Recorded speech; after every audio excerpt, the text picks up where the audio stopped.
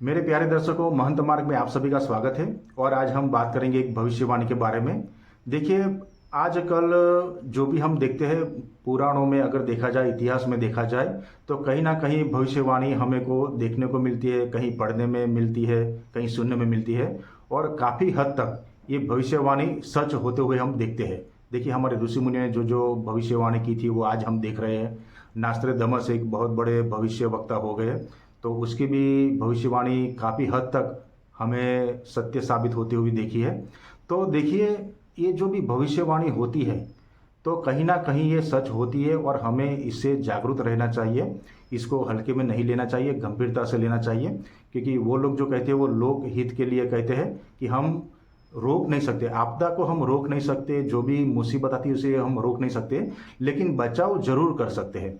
तो ऐसे ही एक भविष्यवाणी संत तुलसीदास जी ने कही थी रामचरितमानस ग्रंथ के अंदर। अगर आप लोगों ने कहीं कहीं कुछ लोगों ने पढ़ा होगा तो जरा गौर से देखिए, ये चौपाई आपने जरूर पढ़ी होगी। रामचरितमानस के अंदर ये एक चौपाई है जो आपको अभी अभी मैं दिखा रहा हूँ। देखिए, गौर से देखिए, इस चौपाई में क्या कहते हैं कि शनि रवि मंगल जो कोढ़े जदुराई, तऊ न होय बल हानि अधिकाई। बहुत ही शॉर्ट में, बहुत ही कम शब्द में बहुत ही बड़ा भविष्य इसमें दिखा दिया है कि शनिवार, रविवार और मंगलवार के दिन अगर देव पढ़ते, यानी कि देव शयनी एकादशी आती है, तो आदमी के अंदर बल नहीं रहता है। देखिए, आदमी के अंदर कितना भी बल हो, लेकिन जब प्रकृति प्रकोप दिखाती है ना, तो आदमी कुछ भी नहीं कर सकता।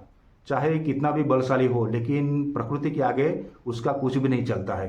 तो देखिए, इस बार 2026 में शनिवार के दिन देव शयनी एकादशी आती है, तो हमें साफ साफ पता चलता है कि कितनी परिस्थिति गंभीर होने वाली है। अगले महीनों में जो जो कुछ बनने वाला है, जो हमने सोचा भी नहीं होगा, उतनी महंगाई बढ़ेगी। इसका मतलब हम निकालने जाए, अगर आप किसी से चर्चा करेंगे, किसी ज्योतिष वगैरह से, तो वो लोग आपको साफ साफ बोलेंगे कि इसी स्थिति में अनाज बहुत महंगा होता है। आप देख लीजिए कि अनाज महंगा होता है तो हर चीज़ महंगी होती है।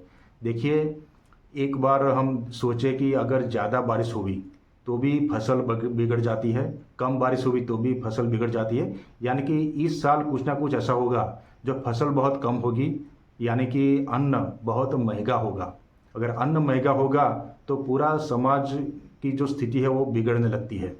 तो इसको तो हम रोक नहीं सकते हैं, लेकिन हम बचाव जरूर कर सकते हैं। तो बचाव करने के लिए क्या करना चाहिए कि अगर जितना हो सके उतना अन्न हमें संग्रह कर लेना चाहिए। 6 महीने से 1 साल तक चलता रहे। देखिए, गाँव में अभी भी कुछ लोग ऐसे हैं जो साल भर का अनाज भर के रखते हैं। तो ये स्थिति बहुत ही अच्छी होती है। देखिए, हमारे बुजुर्ग कितने अक्लमंद थे, कितने बुद्धिशाली थे कि वो लोग साल भर का अनाज भर के रखते थे। तो आज ये स्थिति आ गई है कि हमें जितना भी हो सके उतना संग्रह कर लेना चाहिए। पैसे नकद कुछ ऐसे रखने चाहिए, अगर शायद कल ऑनलाइन सिस्टम बंद हो गया या बैंक बंद हो गया या कुछ भी, कुछ चला नहीं चला, लेकिन अगर नकद पैसे होंगे तो आप अपनी खरीदी कर सकते हैं, अपना संसार व्यवहार चला सकते हैं। और एक बात है कि इतने पैसे भी बचा कर रखने चाहिए, अनाज का भी संग्रह कर लेना चाहिए। और एक खास बात है, हम मौज शौक में, हमारे फैशन के बारे में अगर देखा जाए, शौक के बारे में देखा जाए, तो कई सारे पैसे हम बर्बाद कर देते हैं। आजकल एक बड़ा नया फैशन निकला कि ऑनलाइन शॉपिंग करना। तो इस ऑनलाइन शॉपिंग में हमारे थोड़े थोड़े करके बहुत सारे पैसे चले जाते हैं और हमें पता भी नहीं चलता। तो इसमें थोड़ा अंकुश रखना चाहिए। लोग हर संडे को बाहर होटलों में खाने के लिए जाते हैं, तो इस शौक के पे अंकुश रखना चाहिए। खास बात यह है कि जो लोग युवा होते हैं वो अपनी गाड़ी बाइक लेने के लिए जो लोन ले लेते हैं, तो इस साल के लिए वो लोन छोड़ दें। अभी कोई बाइक या ज़्यादा बड़ा खर्चा ना करे, कपड़ों पे ज़्यादा खर्चा मत करें।